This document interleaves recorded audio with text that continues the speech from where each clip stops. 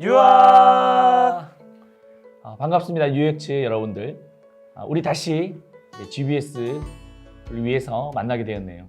행축의 시간이 마치고 이제 다시 모임을 갖게 됐는데 이번에 행축한다고 너무 고생 많으셨습니다. 홍목사님 너무 고생 네, 많으셨습니다. 수고 많으셨습니다. 수고하셨습니다. 좀 어떠셨습니까, 이번 행축에? 행복한 사람들 축제 코로나로 인해서 네. 이게 진짜 가능할까라고 좀 염려와 걱정이 있었는데 역시 하나님을 그걸 뛰어넘으시는 초월하시는 분이라는 것에 대해서 너무 크게 경험했던 시간이지 않았나라는 생각했습니다. 많이 왔던가요? 어떻습니까? 뭐 예전에 비해서 막 그렇게 막 북적대는 어떤 그런 것은 아니지만 정말 소중한 영혼들이 정말 하나님의 일하심으로 큰 사연 하나하나 가지고 이렇게 와서 다시 예배의 자리로 오게 되고 좀 회복되는 그런 것들을 보면서 너무 감사하는 시간이었습니다. 이번에 사실 홍대 불금 전도 같지 않습니까? 네, 맞습니다. 근데 그곳에 또 왔어요. 정말 귀한 영혼이 와서 얼마나 제가 놀랐는지 모릅니다. 맞습니다. 너무 그 청년 너무 좋아하더라고요. 예배 자리에 예. 왔는데. 맞아요. 네. 그리고 우리 군에서는 어느 한 청년이 랜선으로 초대가 되어서 모임을 했어요. 근데 그 랜선으로 했던 그 분이 그 다음 주에 실제로 오신 거예요. 와, 그래서 이게 정말 가능할까라고 생각했는데 좀 하나님이 신실하게 역사하셨습니다. 그래서 그 영혼이 와서 현장에서도 은혜 받고 등록까지 하는 걸 경험하면서 진짜 우리가 정말 하나님 순종하며 나갈 때 이렇게 하나님 은혜 주시구나라고 느꼈던 것 같습니다. 이들이 정말 이 한석교회에 와서 그냥 한 번의 사건으로 그치지 않도록 하기 위해서는 말씀의 자리가 참 필요합니다. 소그룹 안에서 말씀을 나누고 그리고 하나님의 사랑을 나누는 그런 시간이 되기 위해서 우리가 다시 한번 마음을 모으고 우리가 이 GBS를 준비했으면 좋겠습니다. 자, 오늘의 주제는 무엇이죠? 네. 시작을 했으면 끝을 봐야지. 우리 종말에 관해서 이야기를 하고 있습니다. 네, 한번 살펴보겠습니다. 자, 최근 갑작스러운 사고나 불길한 일을 겪었던 적이 있었나요? 네. 혹시 있었습니까? 최근에 이제 주일날 이제 예배에 온다고 네. 이제 아침 일찍 오다가 네. 아주 좀 경미한 사고긴 한데 이제 자전거를 타고 오시는 아주머니하고 이제 차가 가려져 있어가지고 그 사이로 이제 나오시다가 이렇게 부딪혀가지고 깜짝 그날 일찍 와서 좀 다행히 했는데 바로 이제 병원에 이렇게 데려다 드리고 하여튼 그렇게 했던. 진짜 괜찮으세요? 어떠세요, 그분? 다행히 좀 처음에는 막 정신이 없으니 괜찮다고 하시다 병원에 가면 좀 계속 아프시고 해가지고 완전히 괜찮아지실 때까지 치료 다 받으시고 지금은 괜찮다고 하시더라고요. 다행이네, 그래도. 저도 오늘 그 점심 때 따끈따끈한 그런 일인데 신방을 가는데 갑자기 퍽 소리 나는 거예요. 그래서 뭐냐 보니까 우리 교회 앞에서 이렇게 배달하는 오토바이랑 승용차랑 이렇게 봐가지고 이렇게 배달하는 우리 청년이 막 쓰러져 있는 거예요. 그래서 너무너무 놀랐습니다. 그래서 오늘 조심해야 되겠구나. 그런 생각을 했었습니다. 우리 주위에 이렇게 뭐 사소한 사건들이 이렇게 많이 일어나기도 하죠. 자, 1번 한번 읽어주시겠어요? 네. 종말은 그 누구도 피할 수 없는 불편한 진실입니다. 그런데 사람들은 종말에 대해서 잘못된 극단의 생각을 가지고 있습니다. 어떤 것이 있는지 나눠봅시다. 종말은 반드시 옵니다. 근데 이 종말에 대해서 우리가 어떻게 생각하고 있느냐, 잘못된 두 가지 극단이 있는데 좀 어떤 게 있을까요?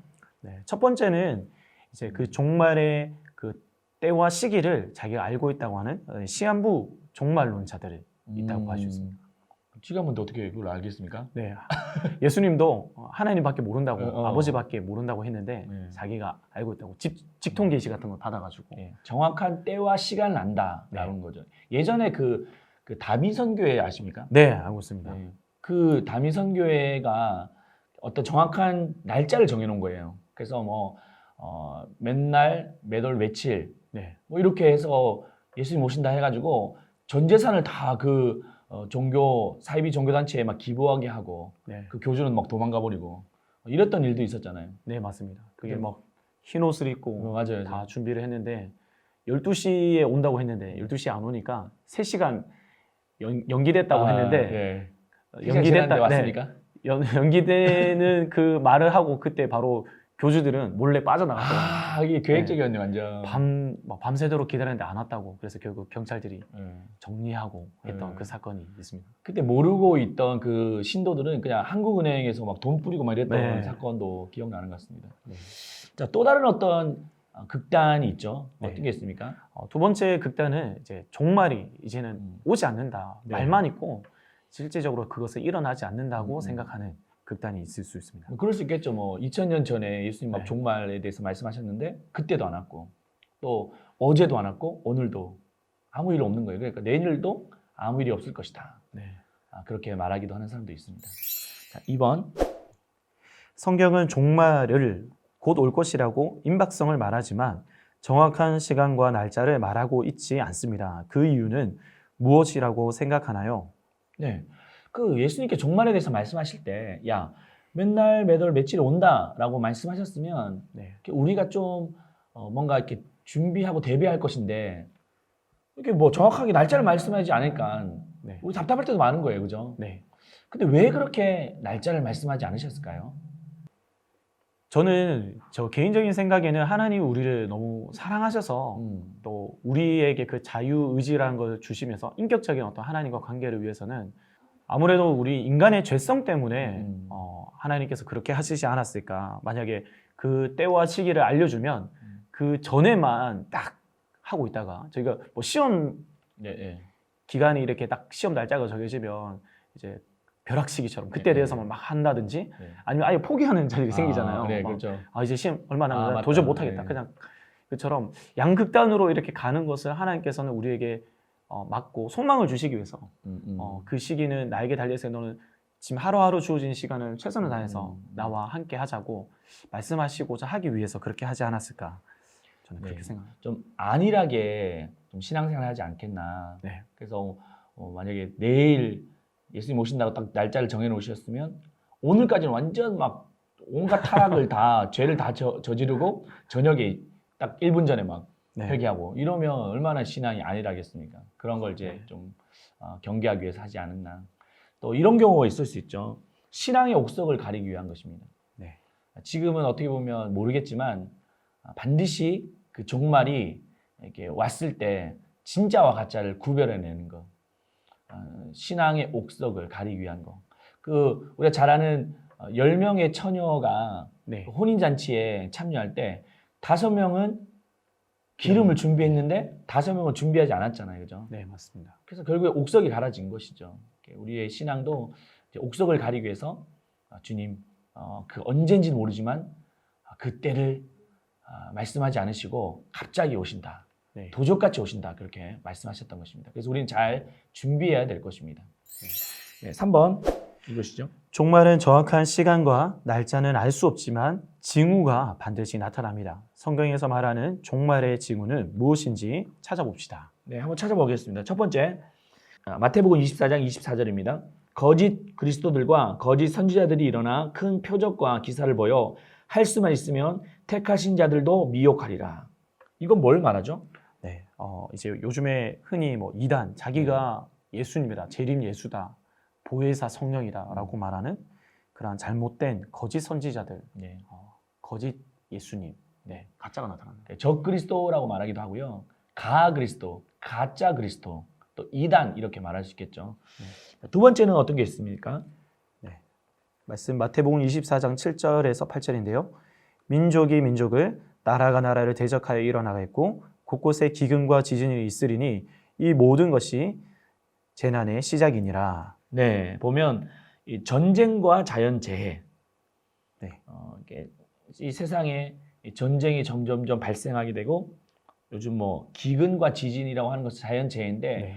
코로나 같은 경우도 이렇게 자연재해라고 이렇게 말할 수 있겠습니다. 이런 일들이 이렇게 막 창궐하게 될 것이다. 그렇게 말씀하고 있습니다. 마태복음 24장 14절 이 천국 복음이 모든 민족에게 증언되기 위하여 온 세상에 전파되리니 그제야 끝이 오리라. 네, 이 복음이 모든 민족에게 전파된다라고 말하고 있죠. 그래서 네. 모든 족속과 방언, 나라들 가운데 복음이 전파되고 또 이스라엘도 회심하게 되는 거죠. 마지막 땅끝인 이스라엘. 이스라엘은 유대인들은 하나님을 믿지만 예수님을 믿지 않잖아요, 그죠? 네. 그들도 예수님을 주로 고백할 날이 올 것이다. 그렇게 말씀하고 있습니다. 그래서 요즘에 그런 징후들을 바라보면 이게 점점점 임박해 오고 있다는 것을 알 수가 있죠. 목사님 그 하이니 법칙을 아십니까? 네. 군대에서 들어본 적이 있습니다.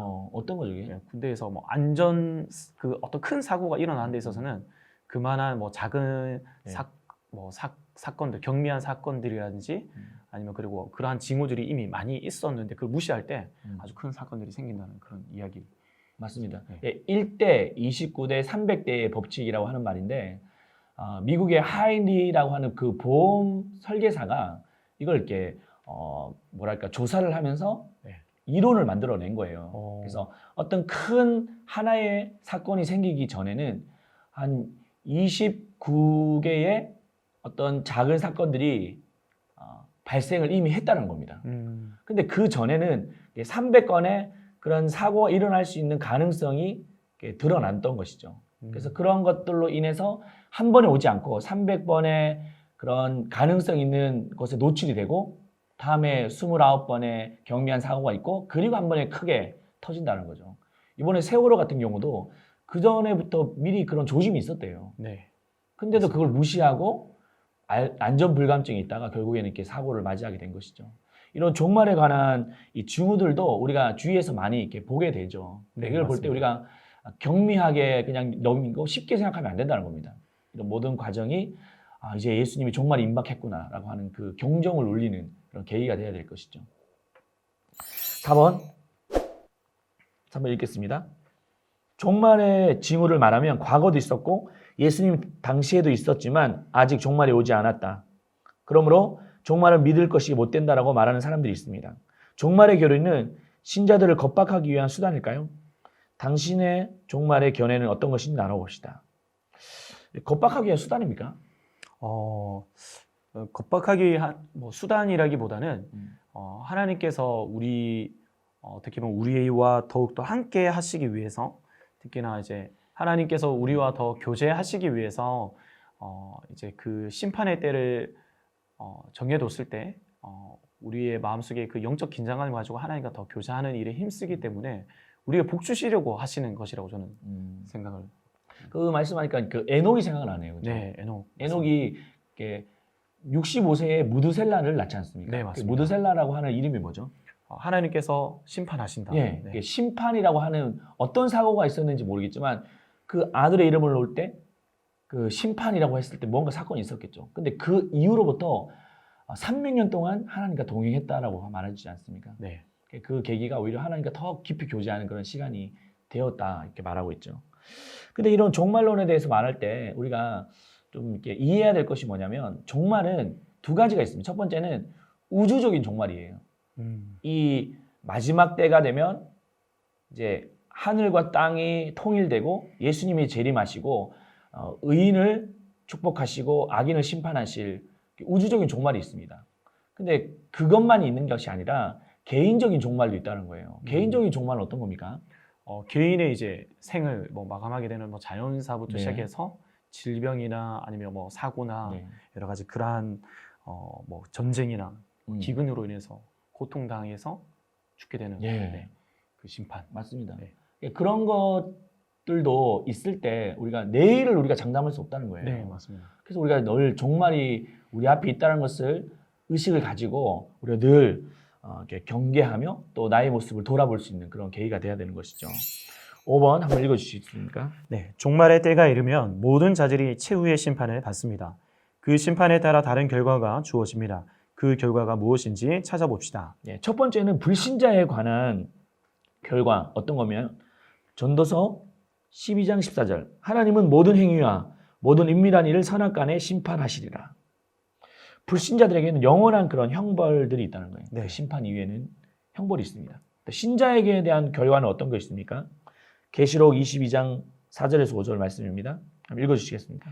그의 얼굴을 볼 터이요 그의 이름도 그들의 이마에 있으리라. 다시 밤이 없겠고 등불과 햇빛이 쓸데없으니 이는 주 하나님이 그들에게 빛이심이라.